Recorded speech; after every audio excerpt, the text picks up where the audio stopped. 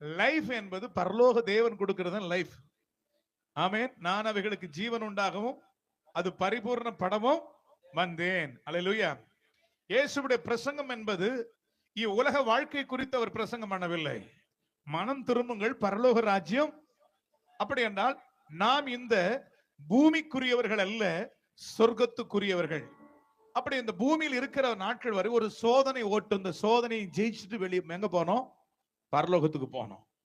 80 வருஷம் 70 வருஷம் இதெல்லாம் ஒரு காணல் நீரை போலதான். உலக வாழ்க்கை நிஜமானது அல்ல, நிஜமானது பரலோகம். அந்த பரலோக வாழ்க்கை தான் நித்திய ஜீவன். ஆமென் சொல்லுங்களேன். இதை தயவு செய்து ஒருவர் கூட இழந்து போக கூடாது. ஏனென்று சொன்னால் இயேசு கிறிஸ்துவினுடைய ரத்தமானது கடைசி மனிதனுக்காகவும் சிந்தப்பட்டது. ஒருவன் கூட, ஒரு மனுஷன் கூட. 1 யோவான் 2ஆம் அதிகாரம் 2வது வசனம் சொல்லுகிறது, நம்முடைய பாவங்களை நிவர்த்தி செய்கிற கிருபாதார பலி அவரே. நம்முடைய பாவங்கள் மாத்திரமல்ல, சர்வலோகத்தினுடைய பாவத்தையும் அவர் சுமந்து எடுத்தார். சர்வலோகத்தினுடைய, அவன் யாரா இருக்கட்டும், எந்த ஜாதி எந்த மதமா இருக்கட்டும், எல்லா மனுஷனுக்காக இயேசு மரணத்தை ருசி பார்த்தாராம். எல்லாருடைய பாவங்களுக்காக அவர் மரணத்தை ருசி பார்த்தார். அப்படி என்றால் எல்லாருக்கும் நித்திய ஜீவனை கொடுப்பதுதான் அவருடைய நோக்கமாக இருந்தது. கர்த்தருடைய பரிசுத்த நாமத்திற்கு மகிமை உண்டாகட்டும். இன்றைக்கு நாம் அறிந்து கொள்ள வேண்டிய சத்தியம் என்னவென்றால், இன்றைக்கு பூமியில் இருக்கிற அத்தனை மக்களும் அத்தனை மனுகுலமும் யாரை அறிய வேண்டும்? மெய் தெய்வமாய் இருக்கிற இயேசுவை அறிய வேண்டும். அல்லேலூயா சொல்லுமா? யாரெல்லாம் அவரை அறிகிறார்களோ அவர்களுக்கு என்ன ஜீவன் உண்டு? நித்திய ஜீவன் உண்டு. கொலோசியர் 1:10 வாசிப்போம். கொலோசியர் 1ஆம் அதிகாரம் 10வது வசனம். கொலோசியர் 1:10. சகலவித நற்கிரியைகளுமாகிய கனிகளை தந்து தேவனை அறிகிற அறிவிலே விருத்தி அடைந்து. இன்னைக்கு திருச்சபைகள், விசுவாசிகள், ஊழியர்கள் எதில விருத்தி அடைய வேண்டும் என்றால் உலகத்தினுடைய அறிவினால் இன்னைக்கு விருத்தி அடைந்து கொண்டிருக்கிறார்களே தவிர தேவனை குறித்த அறிவு இன்றைக்கு திருச்சபைகளில் இல்லை, மக்களுக்குள் இல்லை. பாவத்தை குறித்த அறிவு இருக்கிறது, தீமையை குறித்த அறிவு இருக்கிறது. ஆனா அந்த அறிவெல்லாம் அழிவுக்கு நேராக மனிதனை கொண்டு போய்விடும். ஆனா இன்றைக்கு நமக்கு அறிவு, தேவனை குறித்த அறிவு, தேவனை குறித்த அறிவு அதிகமாகும் பொழுது நித்திய ஜீவனுக்குள்ள நாம கொண்டு போய் சேர்க்கும். ஆமென் சொல்லுங்களேன். பிலிப்பியர் 3:8 வாசிக்கும் பொழுது பவுல் சொல்லுகிறார், இந்த அறிவினாலே லாபமான அனைத்தையும் நஷ்டமும் குப்பையும் என்று எண்ணுகிறேன். வாசிப்போமா? அது மாத்திரமல்ல ஆகிலும் எனக்கு லாபமாய் இருந்தவைகளை எவைகளோ அவைகளை கிறிஸ்துவுக்காக நஷ்டம் என்று எண்ணினேன். அது மாத்திரமல்ல என் கர்த்தராகிய கிறிஸ்து இயேசுவை அறிகிற அறிவின்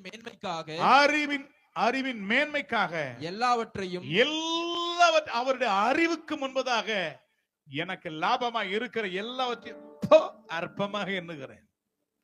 அந்த அறிவு தேவனை அறிகிற அறிவே அறிவு. ஆமென் சொல்லுவோமா?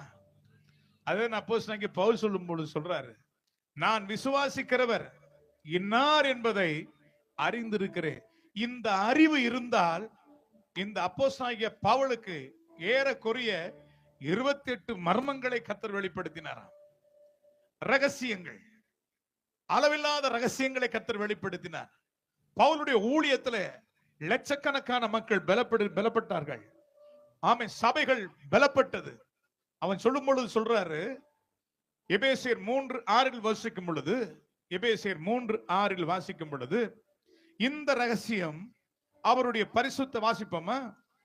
இந்த ரகசியம் இப்பொழுது அவருடைய பரிசுத்த அப்போஸ்தலருக்கும் தீர்க்கதரிசிகளுக்கும் ஆவியானவராலே வெளிப்படுத்தப்பட்டிருக்கிறது போல முற்காலங்களில் மனுபுத்திரருக்கு அறிவிக்கப்படவில்லை. மோசே, எலியாவுக்கு கூட அப்படிப்பட்ட ஒரு வெளிப்பாடு இல்லை. இந்த கடைசி நாட்கள்ல பரிசுத்த ஆவியானவர் யாருக்கு வெளிப்படுத்துகிறார்?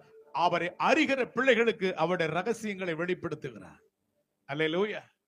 அப்போஸ்தலனாகிய பவுலுக்கு ஏறக்குறைய 27 28 மர்மங்களை, அதாவது ரகசியங்கள் என்று சொல்றதை விட மர்மங்கள். ரகசியத்தை கண்டுபிடிச்சலாம், மர்மங்களை கண்டுபிடிக்க முடியாது. அப்படி என்றால் அதிகமான ரகசியங்களை வேதாகமத்திலே, அதாவது பழைய ஏற்பாட்டு காலத்தை விட புதிய ஏற்பாட்டு காலத்தில் பவுலுக்கு தான் இந்த ரகசியங்களை அதிகமாக கர்த்தர் வெளிப்படுத்தினார். காரணம் என்னவென்றால் அவன் தேவனை அறிகிற அறிவினாலே நிரப்பப்பட்டபடினாலே சபை குறித்த வெளிப்பாடு, ஆமென் சொல்லுங்களேன். விசுவாசிகளை குறித்த வெளிப்பாடு, ஆமென் சொல்லுங்களேன். ஆமே, கர்த்தருடைய வருகை குறித்த வெளிப்பாடு, ரகசியங்களை கர்த்தர் அவ்வளவாய் வெளிப்படுத்தினார். அப்படி இந்த கடைசி நாட்களிலே ஒரு தேவ பிள்ளைகளுக்கு நாம் அறிய வேண்டிய சத்தியம் என்னவென்றால், நாம் தெய்வத்தை அறிய வேண்டும். ஏதோ ஒரு தெய்வத்தை ஆராதிப்பதல்ல. இந்த அறிவு இல்லாததினால்தான் ஆண்டவர் சொல்ற, என் ஜனங்கள் அறிவில்லாமையினாலே சங்காரமாகி கொண்டிருக்கிறார்கள். அல்லேலூயா. அப்படி கர்த்தருக்கு பயப்படுதலே ஞானத்தின் ஆரம்பம் என்று வாசிக்கிறோம். அல்லேலூயா. ஆமென் சொல்லுங்களேன். அல்லேலூயா. ஏசாயா 33:6 என்று நினைக்கிறேன். அந்த வசனத்தை வாசிப்போமா? ஏசாயா 33:6. பூரண ரட்சிப்பும் ஞானமும் அறிவும், அந்த வசனம் என்ன? பூரண ரட்சிப்பும் ஞானமும் அறிவும் உன் காலங்களின் உறுதியா இருக்கிறது. கர்த்தருக்கு பயப்படுதலே அதனுடைய சீக்ரெட், ரகசியம். அப்படி என்றால் பூரண ஞானத்தை கொடுக்கிறவர் நம்முடைய தெய்வம். கர்த்தருடைய பரிசுத்த நாமத்திற்கு மகிமை உண்டாகட்டும். கவனிக்கணும். வாசிப்போம். வேதத்துல ஒரு மனிதனை குறித்து வாசிக்கிறோம். அவன் தேவனை அறிந்ததினாலே அவன் மூலமாக தேவன் என்ன செய்தார் என்பதை உங்களுக்கு சுட்டிக்காட்ட விரும்புகிறேன். 2 ராஜாக்களின் புஸ்தகம் 5ஆம் அதிகாரம் 1வது வசனத்தை வாசிப்போம். 2 ராஜாக்களின் புஸ்தகம் சீரிய ராஜாவின் படைத்தலைவனாகிய நாகமான் என்பவன் வேதம் சொல்கிறது, தன் ஆண்டவனிடத்தில் பெரிய மனுஷனும் வாசிக்கிறோம், எண்ணிக்கை உள்ளவனமாய் இருந்தான். அவனை கொண்டு வேதம் என்ன சொல்கிறது? அவனை கொண்டு கர்த்தர் சீரியாவுக்கு ரட்சிப்பை கட்டளையிட்டார். ஒரே மனுஷனை கொண்டு கர்த்தர் சீரியா தேசத்திற்கு ரட்சிப்பை கொடுத்தாரா? மகா பராக்கிரமசாலி, சாதாரணமான மனிதன் அல்ல. அவன் யார் என்று வேதம் சொல்கிறது? மகா பராக்கிரமசாலி. அவனோ குஷ்டரோகியாக இருந்தான்.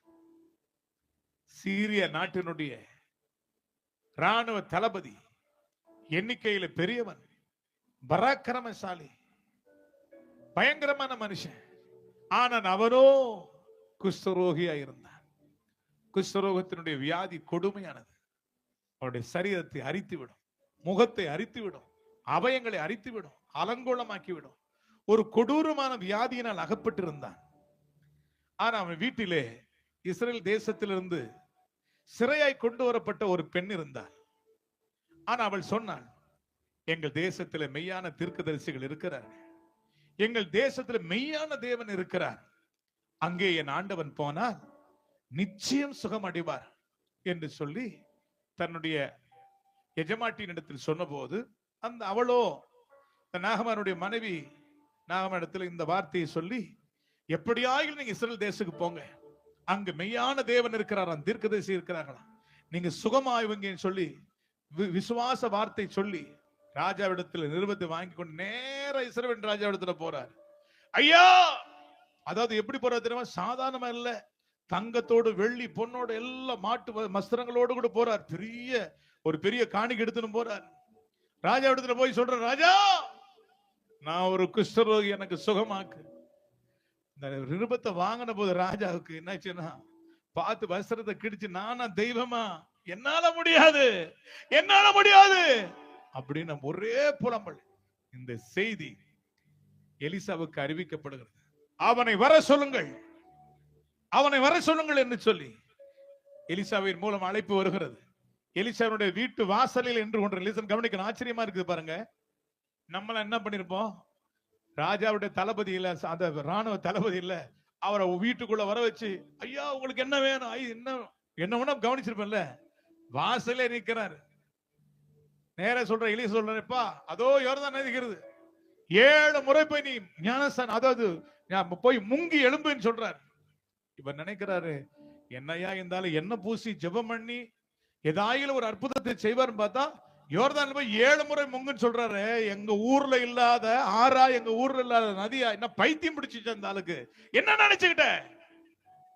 கூட இருந்த மனிதன் சொன்னார், அவர் ஒரு தீர்க்கதரிசி, அவர் சொல்வதை நீ செய்.